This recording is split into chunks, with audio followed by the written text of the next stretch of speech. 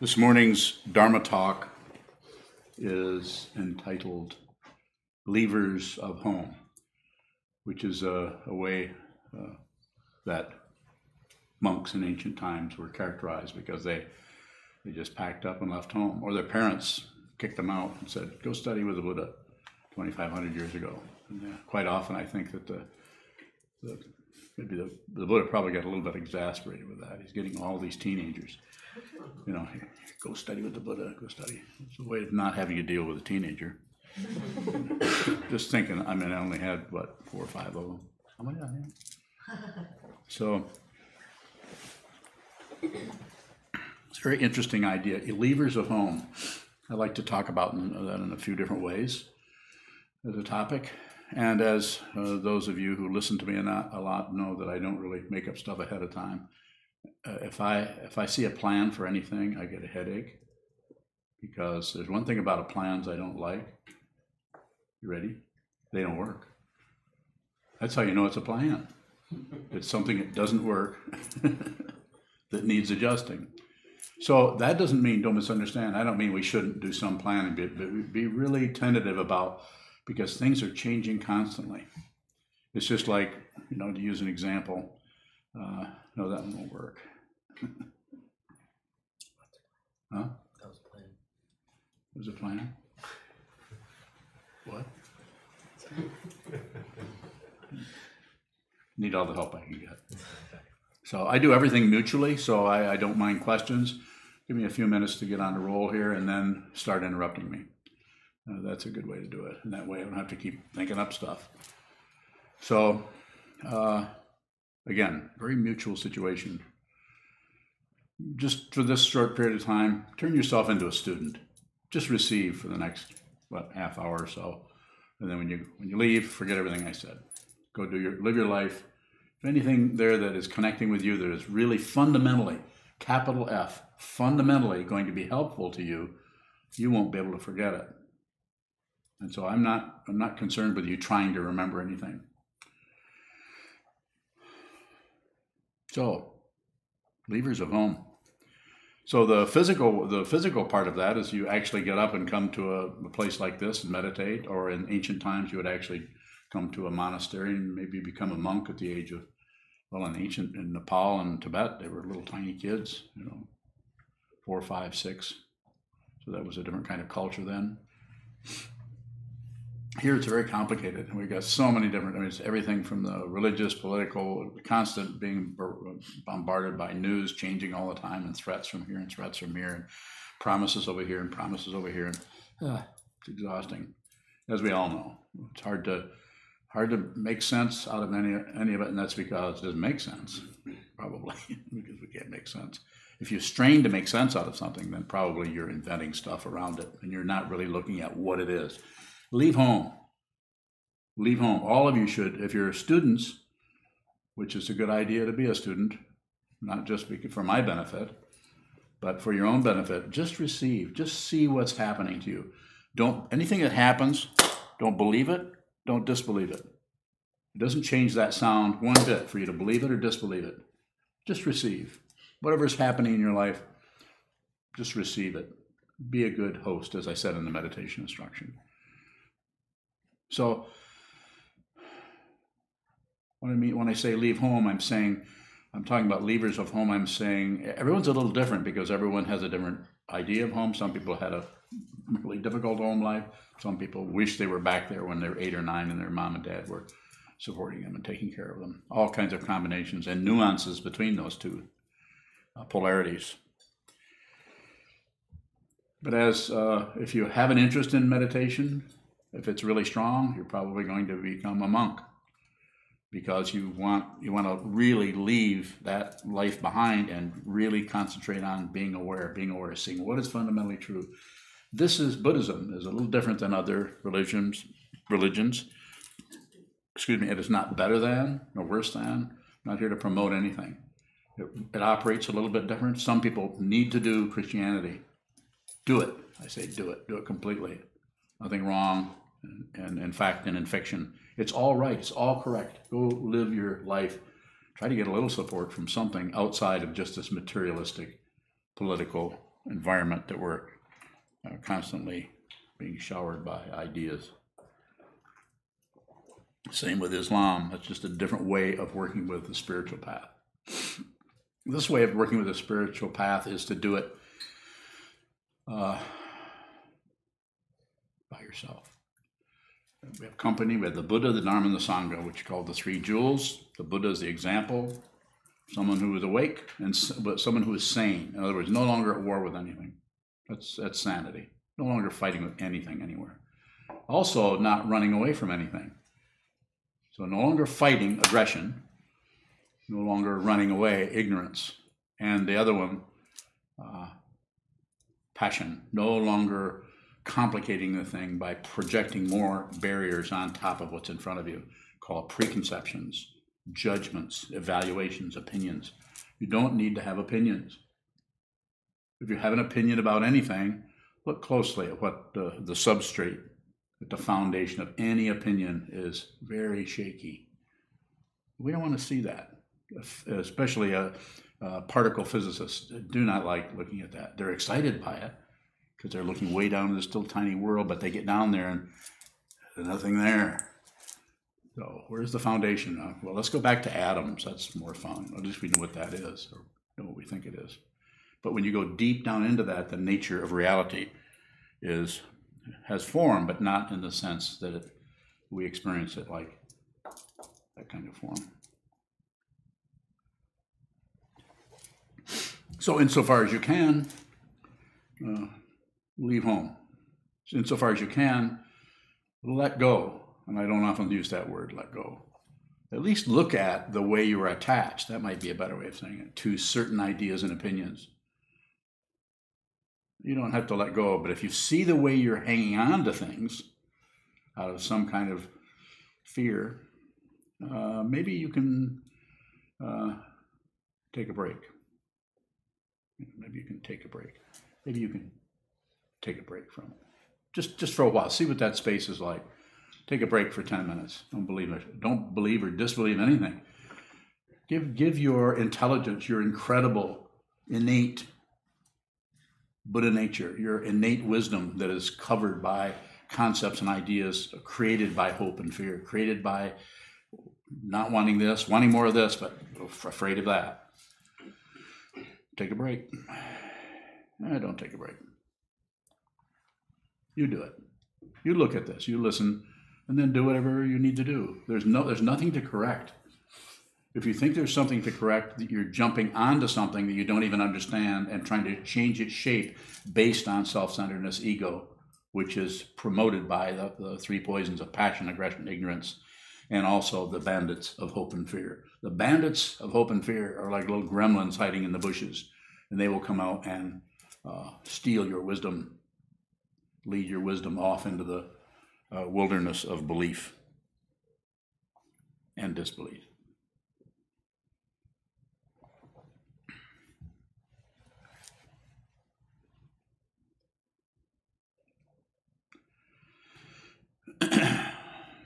So believers of home, in order to see the way in which you're attached to things, it seems to be necessary to do sitting meditation. It seems to be necessary to do this. This is sitting meditation. I can give you instruction without even saying a word.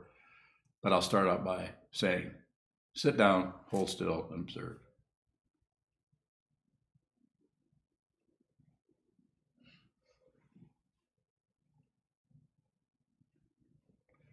Something about not moving the body moves the awareness that seems to be tied into body movements. It allows that awareness to float. You could say, just an image, just a metaphor, float up into the mind stream and watch the way things keep operating there so that you can really get to know yourself on a really deep level. That's all this is. This is not about becoming peaceful. It's not that couldn't be a side effect of it. But if you think that you have a motivation to become peaceful, this is spiritual materialism.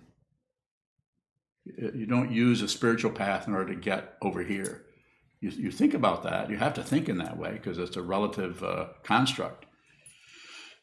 But if you put too much weight into that, then you find that you've actually taken the spiritual path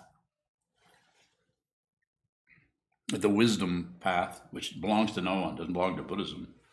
Buddhism is just somebody 2,500 years ago built a ladder, and then he showed it to others, and they thought, I'm not making things up, I'm sure there's several of them that didn't think this, but the ones I'm thinking of thought, maybe that would be a better way. Maybe that would give us some kind of a construct for moving closer to what is fundamentally important, what is fundamentally real.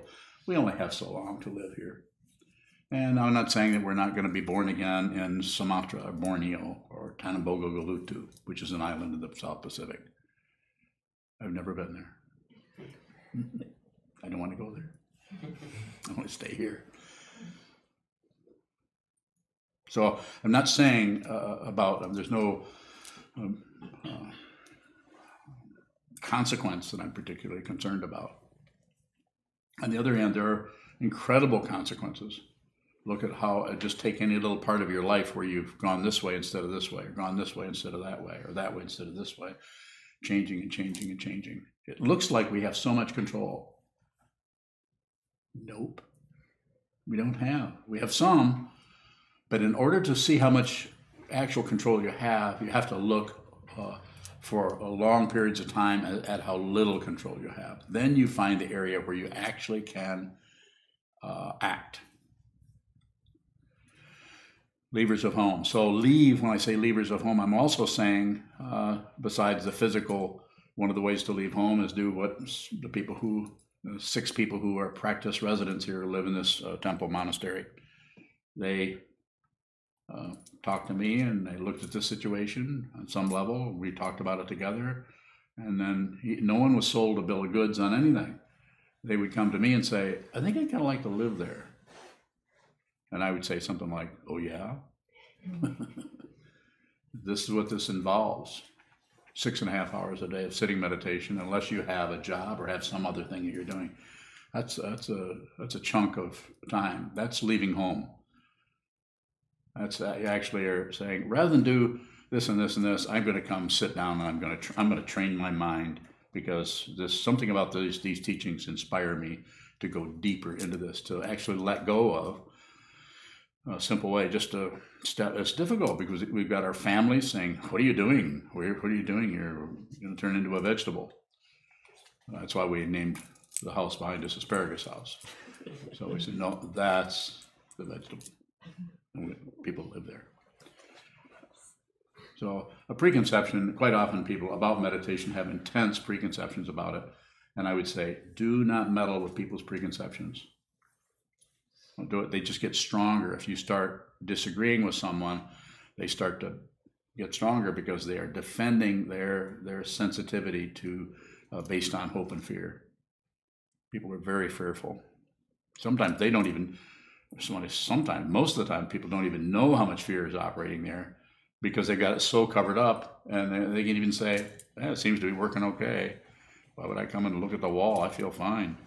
And I would say, as a Buddhist monk, I would say, trust yourself, do whatever you need to do. I'm not here to sell you anything.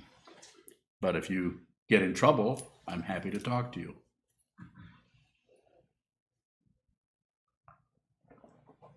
And what would I say? Probably not much. I would listen. And, Hakunan. What are some common preconceptions that people have about meditation that sort of seals off their fear? Well, people might think that meditation is a way to put yourself to sleep, so you ignore the world and ignore yourself. And sometimes people, especially in this political climate, people are accused of things like, they say it like you need to get off that cushion and get out into the world and carry signs and do this and that and the other thing. Or you need to make something of your life. What are you doing, wasting your life looking at the wall just because that old man said you should? Which, that kind of preconception or belief based on thinking about it rather than actually doing it. Someone who comes and sits down and does this or lives here for a while sees that that's not exactly what's going on. It might even become less clear what's going on because each person is here with a different kind of dynamic. It's not operating out of belief. It looks like it to people outside looking, oh, they all believe in the Buddha. They're all worshiping the Buddha. Just if they just see we're bowing to them. No, we're not bowing to somebody else. You're bowing, when you're doing this, you're doing a form that you're respecting your own wisdom mind. You're showing respect. You've actually decided at some point, or something is decided for you, you are going to look at the fundamental quality of your mind. And in order to do that, it seems necessary to have some kind of a form. So we just use the forms we were given. Use the forms that my teachers gave, and the lineage down through the centuries that has come forth from the basic teaching of the Buddha, which is what? Everything is dependently arisen. You can contemplate that the rest of your life. If you contemplate that, probably don't even have to meditate. Yes, sir.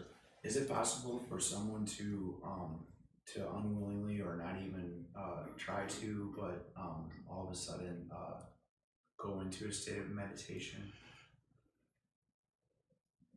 and possibly like have, and also the second thing is that would there be a chance I might be able to speak with you for a few moments one-on-one before I leave today?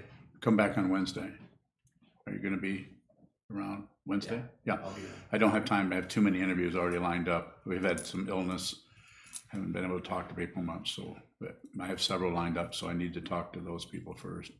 But yes, we can talk on Wednesday. Come put your name on the board out there. Have you done that? No. Yeah, do that. More? The state of meditation is, to address that question, is in order to find out what meditation is, you have to do a whole lot of what you think is meditation. Until then you find out what meditation actually is. Meditation is very boring. Well, if I can elaborate.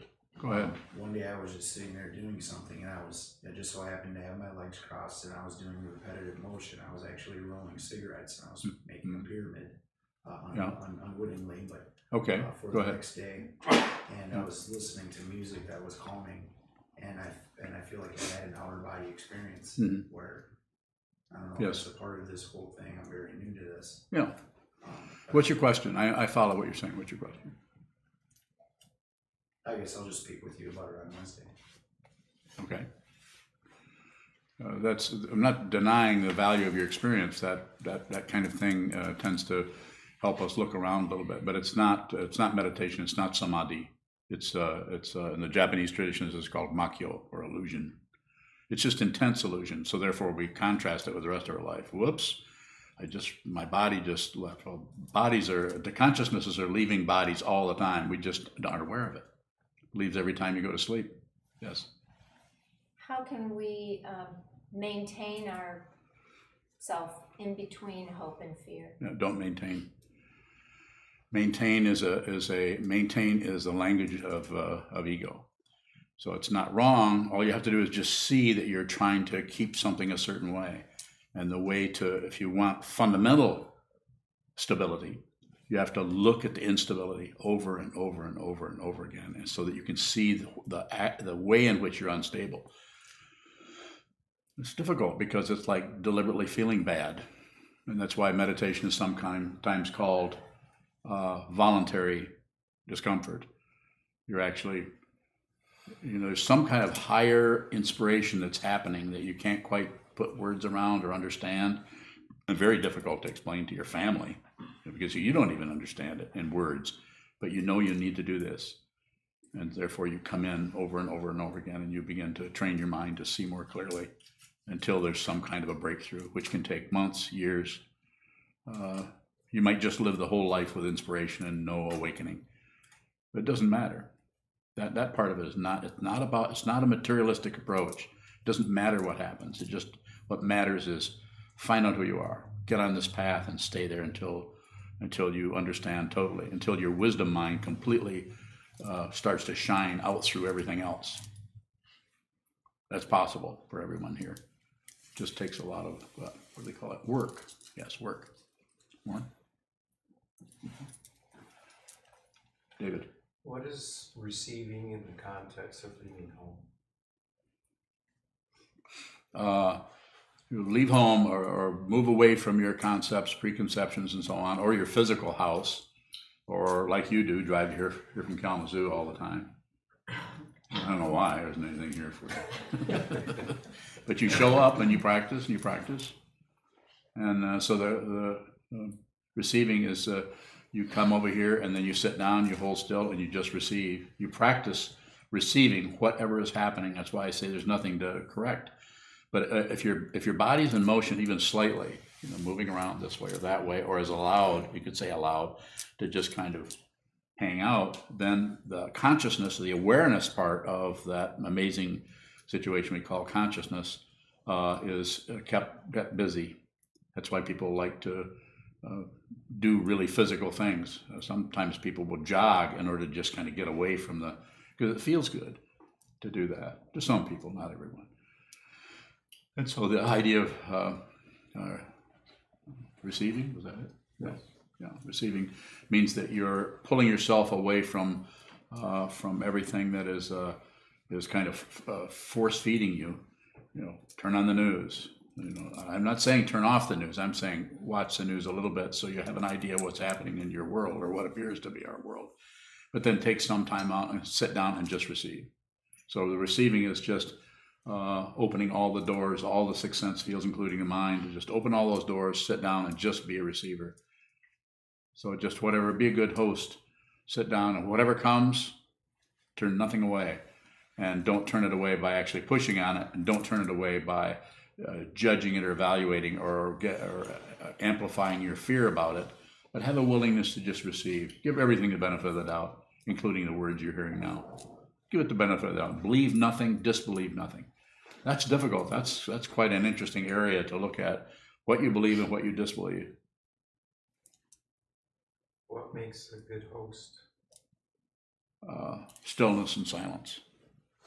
And the other one that's hard to understand, perhaps, and that is compassion. You can't do compassion. You are compassion. You are that. You just have to work with it so that the layers that are protecting the self-centeredness, protecting that, and then there's no center. It is a center without a fringe and a fringe without a center.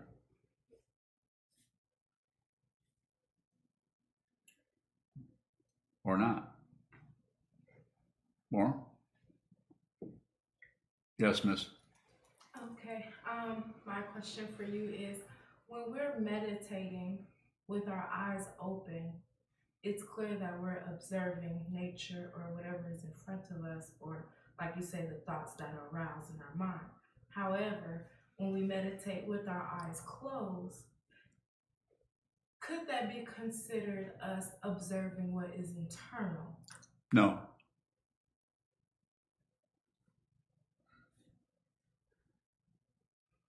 More? Please. So to elaborate, with your permission, I would say that when you close your eyes, you are softening the receivers so that you can internalize, and the illusion that you're getting somewhere by looking within, there's something to that to some extent. If you do enough of it, you have to do a whole lot of it. But opening the eyes, we live our life with our eyes open. So the eyes open meditation is more difficult. So if I'm sitting like this and I close my eyes, if I can stay awake, I kind of feel better. I can actually soothe myself. So again, not wrong. We're not saying that you should never close your eyes. You personally, anyone in here may need to sit and close their eyes for a while and just relax and soften everything up, and may do some of that. But the insight part, the wisdom mind, needs to be eyes open. Even if you're looking at a wall, just the acknowledgement of space between you, what you think is you, and the wall, that needs to be included in the meditation process, as I understand it. Good question. Thank you. Yeah, thank you. Yes, sir. Back to the concept of control. Yes. What is the contrast between dependently risen and orchestrated? Paraphrase yourself. Is everything orchestrated or is it dependently risen? So I understand now what you're saying.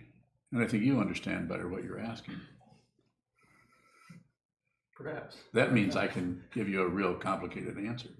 To use the word orchestrated implies or refers to some kind of orchestrator or director or conductor. And there doesn't seem to be one.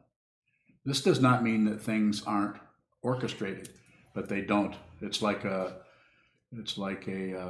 orchestra with no conductor, because the consciousness that is there is completely has left, and it just permeates everything. So you're not separate. If you sit there and you see what is around you, you may never come again. You may never come here again. If you see the truth, you don't have to come back here, because you're such an integral part of everything that looks like it's orchestrated, that you no longer have to impute a conductor. Right now you're imputing, if I may say so, you're imputing someone who's doing stuff. You think you came here. You think you're sitting here. You think you're asking a question. I'm not doing that.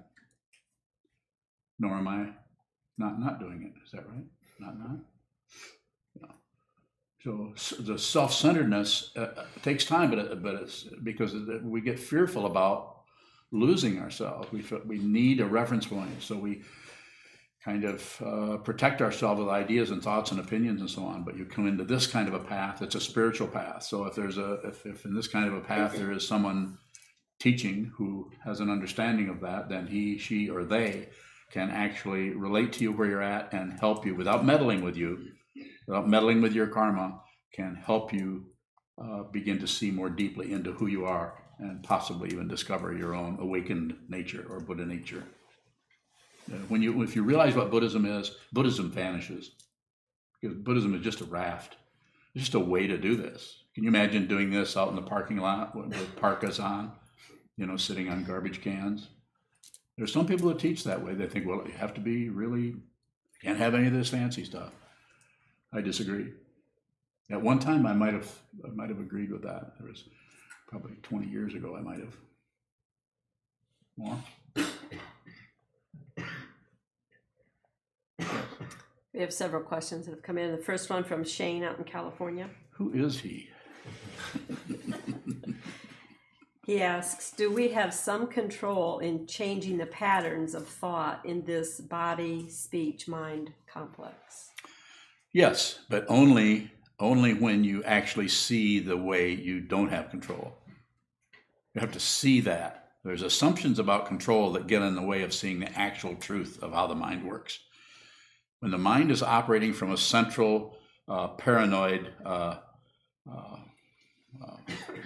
bureaucracy that is paranoid about and this and that, and is constantly chattering at itself about through hope and fear and all of that, it's hard to see what's fundamentally right in front of you. And this shows up all over the place. Beyond the physical leaving of familiarity, leaving our old patterns, perhaps, yes. Is there a more subtle thing that's occurring when we leave home? Yes, sitting like in your case, you left home, you live here, you're a practice resident, you're a close student of mine, so you're taking my suggestions, meditate a lot, come in here, sit down, hold still, watch the way in which you're still clinging to ideas, opinions, hopes, and fears. Anytime a fear comes up, don't try to get rid of it. Don't try to justify it. Don't explain it. Don't munch on it. Don't ignore it, or go to some other situation. But just be with it. Just be with it. That's your Dharma gate. That's the way you find reality, is going not some kind of suicidal thing, but just marching right into your fear. Just a metaphor for it. Actually, just sitting here and not getting out of it. A willingness to be, as my teacher Trungpa Rinpoche once said, just a willingness to be a fool. If you're not willing to be a fool, if you're always covering up your kind of fear of looking bad or being foolish or making a mistake, then you just spend your whole life laminating things over. You're called opinions and ideas and hopes and fears. But if you come here, you leave home, you have to start by sitting down with your body-mind complex, hold still, and it won't be long. A week, 2 weeks, 3 weeks, a month, 5 years. It's hard to say. That's such a relative situation, and it's so unique to each person. But sit down, hold still, and watch it. You've already had this experience. You've been here over a year, so you've already had some experience of things changing and so on. But the interesting thing about this, in fact, it's extremely interesting, is since you're always who you are, you may not notice any change in yourself, but others will. And if you have a teacher, the teacher especially will. But he or she or they may not compliment you on that. Yes. Question from Sean from Ramsey, Minnesota. He asks, how does one seek to meditate more without being spiritually materialistic? Set your alarm and get up. And don't use a broken alarm clock. Oh, my alarm didn't go off, darn. Guess I get to go and plant pineapples today. Oh, that's right, he's in Ramsey. He's not going to plant any pineapples up there. Where did she go? Oh, there she is. Question from Sato in Bellevue. Sato. She asks, householders generally aren't in a position to become leavers of home, but are there ways a householder can adopt more of an attitude of a leaver of home? So I think, especially in our society, some people can't do this. So I think if you can, good. If you can't, then stay home and practice there. Have a way to sit, have some place that you sit, have a cushion to sit on or a chair, and some kind of a reminder. It can be as little as a box or a table with some flowers on it, that's all it's for. Excuse me. If it helps to offer incense, do that. If it helps to have a picture of the Buddha or image, do that. But not required, as far as I'm concerned. Everything I require, if somebody's going to function as a student of mine, is that you practice meditation. You need to practice some. 5 minutes a day, 3 minutes a day. Sometimes people have the downside of not being able to practice very much is probably should practice more. But the upside of being able to not being able to practice much is probably when you do practice. The reason it's difficult to keep doing that is you're looking exactly at what you need to see. What you need to see is extremely difficult, and so therefore the ego comes up with ideas. Well, I'm probably doing this wrong. I don't really need to meditate. I need to do something else. My meditation is playing golf, and this is not incorrect. I'm just saying that's quite circular. You play golf, you get better, and you get worse, and you get better. Like, who's that guy? The guy who was really, really good, and then all of a sudden it got really, really bad. Tiger. Yeah. What's that about? Don't you just get good and stay good? Nope. Like some singers sing and sing and sing, and then they get old. I can't sing anymore. Unless you're Tony Bennett. Or unless you're dead. Because then you can sing all you want. Yes. A question from Sheldon down in Union City. Sheldon. He asks, is leaving home a way to break away from entertainment? Yes. But the breaking away takes time. You come in and you practice and you see.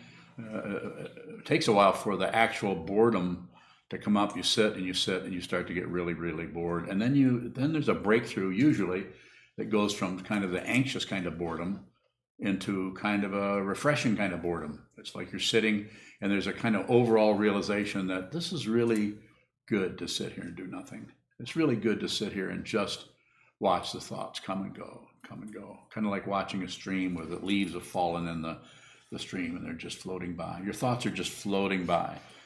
One is not any better, any worse than any other ones, but you don't miss anyone. Everyone has a different shape. So, yeah, what I just said. Shane has another question. I bet he does.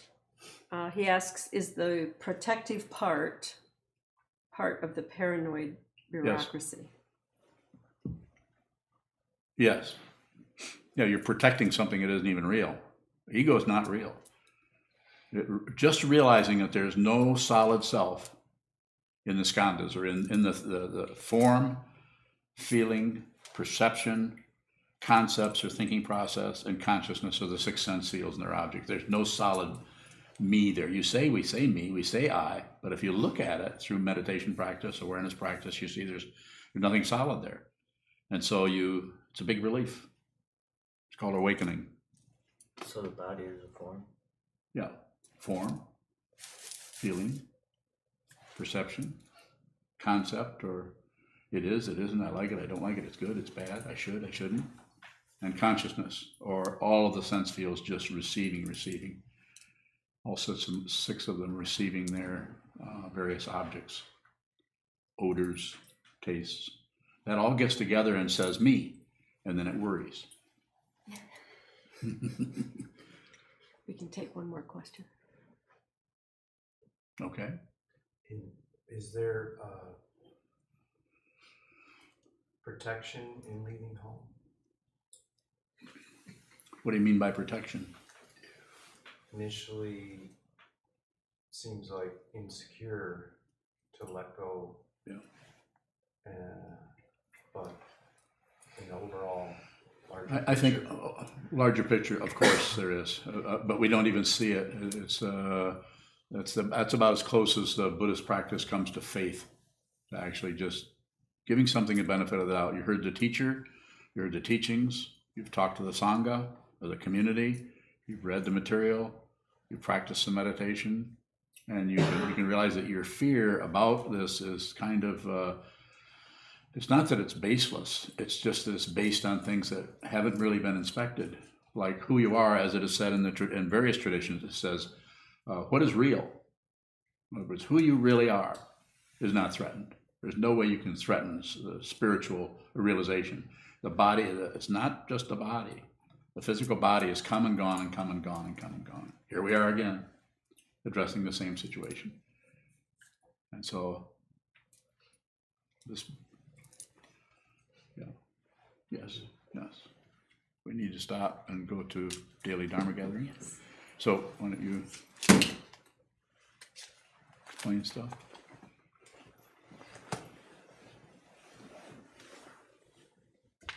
So we'll stand and dedicate the merit that's in the back of your blue pamphlets.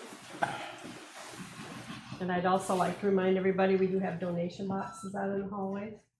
We appreciate and need all of the support you can give us financially to support these teachers. Say something about daily Dharma gathering. I did already. Oh. We'll say it again. And don't forget, if you can stay, you're welcome to join us for the daily Dharma gathering in about 10 minutes. Thank you. It lasts a half hour. May the merit penetrate into all places, so that we and every sentient being together can realize the Buddha's way.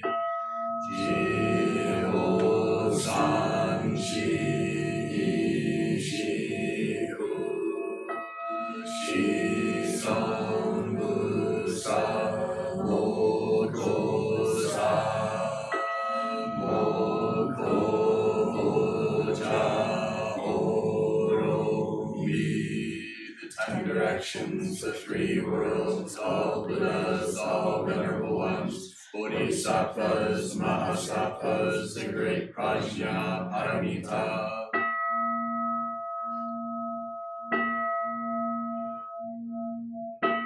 O Buddhas and Bodhisattvas of the 10 directions and the 3 times, please hear us. Please come down out of the light and protect Sokukoji Buddhist Temple Monastery, our Sangha, families, friends, and visitors. Heal everyone who is unhappy, sick, or suffering, and fill them with light.